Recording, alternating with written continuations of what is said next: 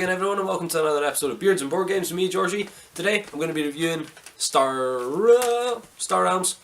Star Realms was released in 2014, sort of late 2014, was done by Robert Dougherty and Darwin Castle, Robert Dougherty being the co-developer of Ascension, the other deck building game. This game generally only plays from 2 players, but it does say if you buy multiple decks, i.e. 2, you can then play multiple player 3 to 4. So I've never played it 3 to 4 player, but I would be very, very interested to see how it goes. 2 player plays in about 20 minutes. Essentially, you are a sort of new federation coming along who's looking to basically take authority over this realm of the space, this part of space. Sorry. When you're doing that, you are hiring different factions to work for you, using the amount of money that you've got, and then you use those factions during your turn to either generate more trade, i.e. money to spend on other factions to come in and help you, or attack your opponent to take out their bases, or build a base yourself. I don't really want to give too much away, so let's go and have a look at Star Realms. So guys, this is the basic setup for Star Realms. The full deck would be here, fully shuffled. There's a deck of 10 explorers, and then you would have a trade row of 5 things that you can buy to your factions to work for you to take over that part of space.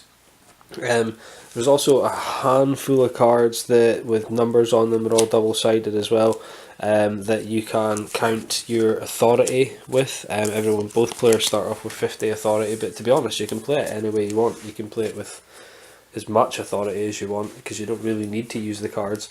But 50 authority is what I'd recommend you play with, and everyone starts off with 2 vipers, which you can see will cause 2 damage, and 8 scouts, which you'll see are all worth 1 gold or trade or whatever you want to call it.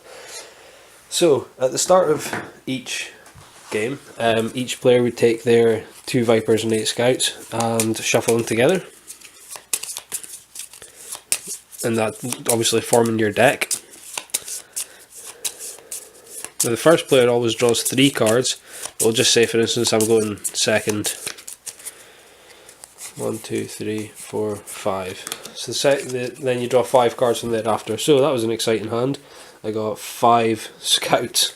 So that means I have 5 trade to spend. I would say that trade doesn't carry over, so if you can't spend it on that turn, that's it. So I would always recommend trying to spend it either on something off here. If you can't afford anything off here, get an explorer.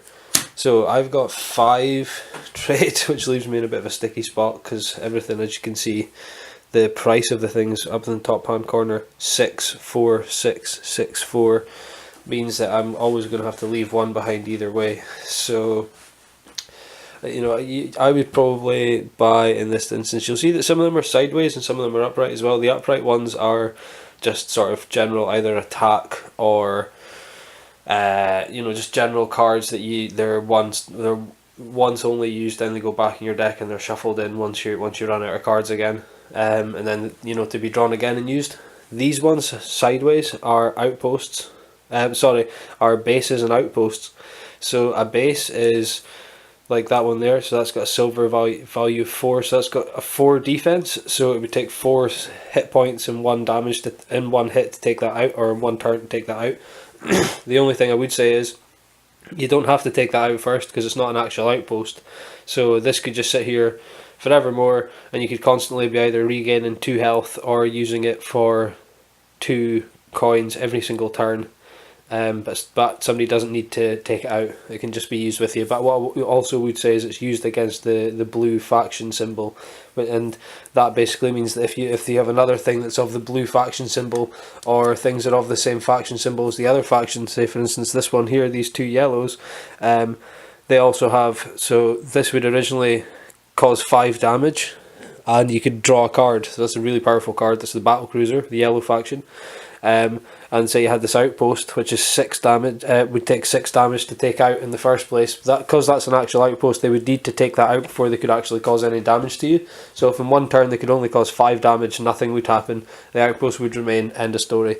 But if they played both of these in the same turn, you would see that you would get 5 damage and you'd get to draw a card, and you could cause 3 damage, but you would also access both of the yellow additional moves that they have, or additional sort of tricks up their sleeve that they have, because you've used an additional faction, so they back each other up.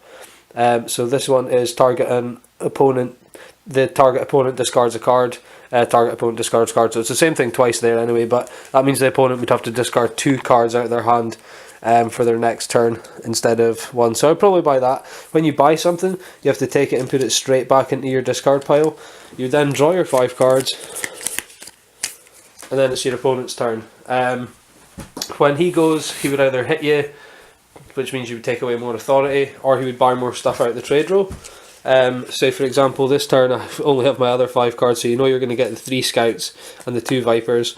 So for the 3 scouts, there's nothing I can buy in the trade roll, so I would buy an exploder. And for the 2 vipers, I would just use that to cause 2 damage, because say he didn't have any outposts at the turn, that means that would be 2 authority lost for him. Once I'd done that, I would take my deck with the added card that I just bought in it, take it, shuffle it, and do it all over again. You continue to do that using your using the powers that you have to take away the opponent's authority. First opponent with the authority of 0 loses. End of game. That is it. Very, very simple mechanics. The only other thing I would say is there is a scrap mechanic. You'll see in this card here. The scrap mechanic is with the one with the little trash can beside it, believe it or not. So it means you can actually use the card for 8 damage in this instance. And then if you had a backup green, you could also draw another card. But then at the end of the turn, you could also scrap the card, causing another 4 damage into the to your opponent. Which the only thing is, when you scrap the card, it doesn't go back into your discard pile. It just goes back into this pile, so you don't actually get to use it again. But that would be a heavy card. That'd be causing 12 damage in one turn. So battle blob, I usually try and go for the green colours. Green and blue is kind of my colours I like to go for, but also if tried the red and yellow colours, trying to go for them as well. But it really depends on how much money you've got. Other than that, that is the playthrough of Star Realms. There isn't really anything else to it. Now let me go and take a look about what I thought. So guys, what did I think of Star Realms overall? I think it was absolutely awesome. I love playing Star Realms. I love the sci-fi theme. I love the artwork. I also love the look on your opponent's face when you're absolutely wiping the floor with them. Yeah, I'm nice like that when I play games. No, nah. To be completely honest, as I said, I totally love Star Realms. It's a really, really fun game. Great sort of beginner deck builder game. Even potentially a good beginner game. It's not really too difficult to pick up. I reckon anyone could kind of pick up the rules. It's I don't think anyone would have too much problems with it. The only downside I would say with Star Realms is it has 4 expansions, and it comes in a very tightly fitted box to fit any of those expansions in, I would say. So if you're planning on getting them, be prepared to maybe get a separate tuck box for it, or something like that. You know, I know you can buy spare tuck boxes, but there is 4 expansions for it. I don't have any of them yet, but I do plan on getting them very soon. Other than that, I really, really love Star Realms. It's a really great game, and me and my friends in my game group really love playing it. Thanks for watching though, guys. You've been watching another episode of Beards and Board Games with me, Georgie. Don't forget to like, comment and subscribe. Catch you guys later.